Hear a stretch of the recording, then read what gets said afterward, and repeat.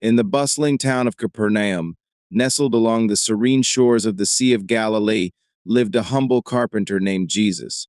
His days were spent in his modest workshop, crafting tables, chairs, and boats for the local fishermen.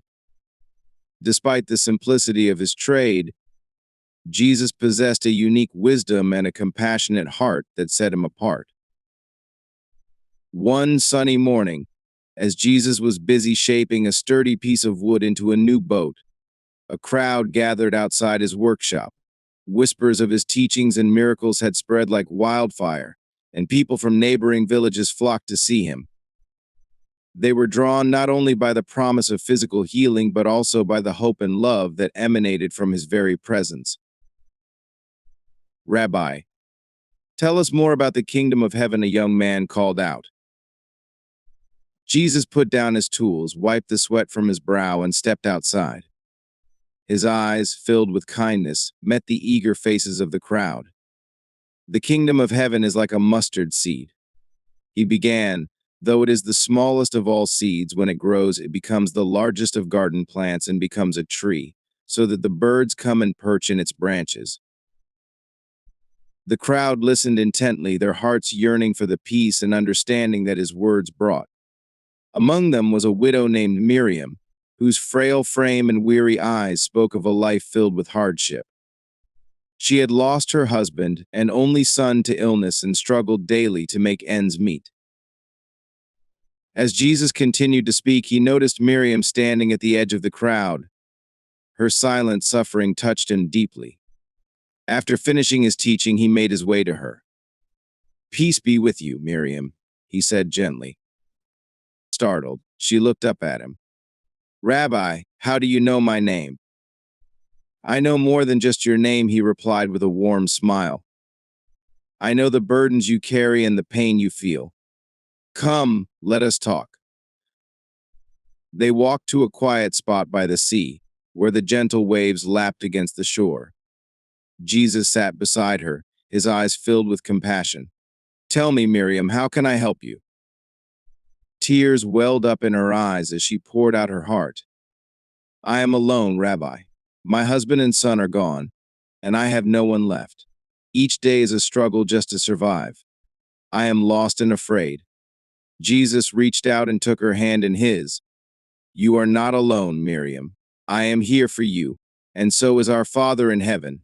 He sees your suffering and cares for you deeply. Trust in him, and he will provide."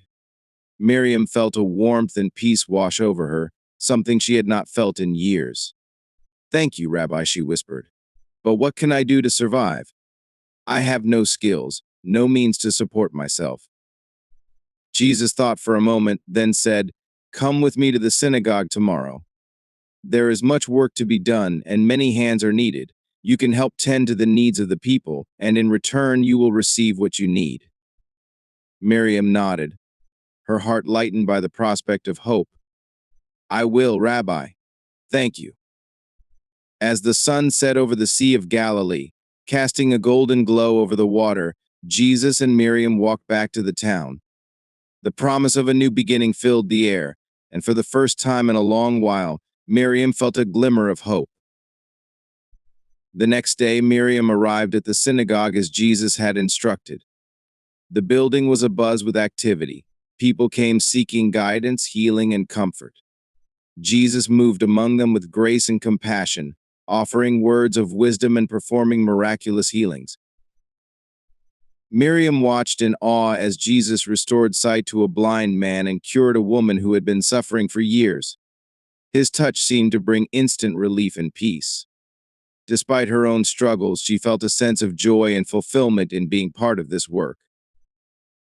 "Come, Miriam," Jesus called to her. "There is much to be done."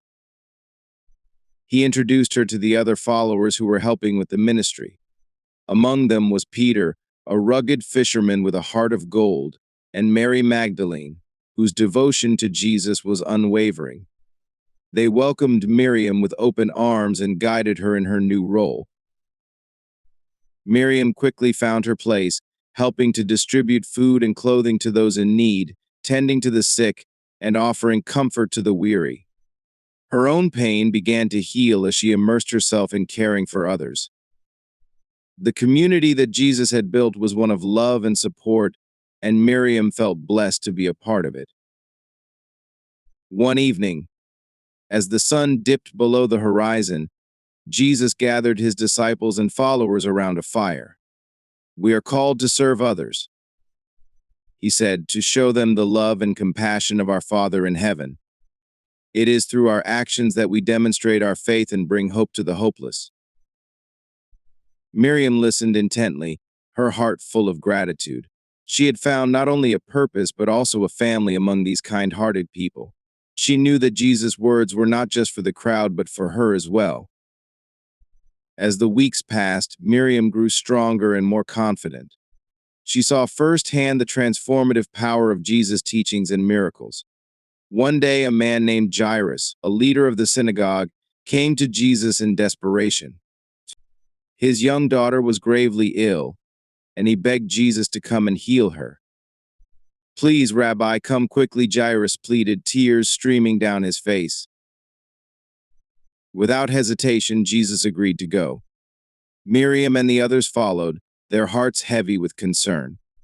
As they made their way through the crowded streets, a woman who had been suffering from a bleeding disorder for 12 years reached out and touched Jesus' cloak.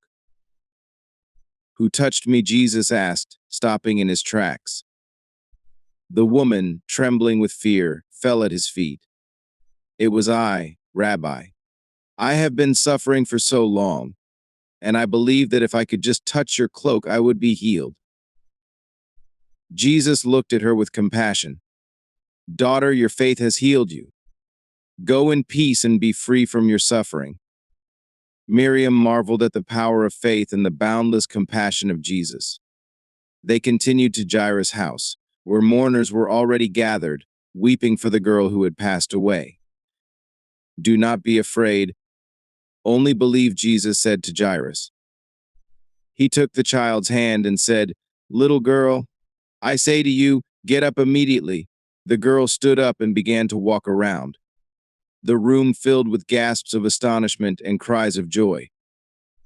Miriam's eyes filled with tears as she witnessed this miracle. It was a powerful reminder of the boundless love and care that Jesus had for all people. No matter how dire the situation, he brought hope and healing. As Miriam continued her work with Jesus and his followers, she grew closer to Mary Magdalene, who became a dear friend and confidante. Mary shared her own story of transformation and redemption, and together they found strength and support in their shared experiences. One day, as they were preparing food for a gathering, Mary noticed the sadness in Miriam's eyes. "What troubles you, my friend?" she asked gently. Miriam sighed. "I miss my son so much. He was my everything, and losing him was the hardest thing I've ever endured." Mary placed a comforting hand on Miriam's shoulder. "I understand your pain. I, too, have known loss and heartache. But remember, Jesus is with us, and he understands our suffering. He offers us hope and healing." Miriam nodded, grateful for Mary's kindness. She knew that her son would always be a part of her, and that through her work with Jesus, she was honoring his memory. As the days passed, Miriam's bond with Jesus and his followers grew stronger. She witnessed countless acts of compassion and love, and she saw how Jesus' teachings transformed lives. One evening, as they gathered for a meal, Jesus spoke to them about the importance of caring for one another. "Truly, I tell you, whatever you did for one of the least of these brothers and sisters of mine, you did for me," he said. "We are called to love and serve others, just as our Father in heaven loves and cares for us." Miriam took these words to heart. She dedicated herself fully to the ministry, finding joy and fulfillment in serving others. Her own pain and sorrow began to heal as she poured her love into helping those in need. One day, as Miriam was tending to a group of children, a woman approached her. "Miriam, I have heard of your kindness and compassion. My daughter is very ill, and I do not know where else to turn. Can you help us?" Miriam's heart went out to the woman. "Of course, I will do everything I can to help. She brought the woman and her daughter to Jesus, who looked upon them with love and compassion. "Do not be afraid," he said to the mother. "Your faith will heal her." He placed his hands on the girl's head and prayed. Within moments, the color returned to her cheeks, and she opened her eyes. The mother wept with joy and gratitude, and Miriam felt a deep sense of fulfillment knowing that she had been part of this miracle. As time went on, Miriam became an integral part of Jesus' ministry. She found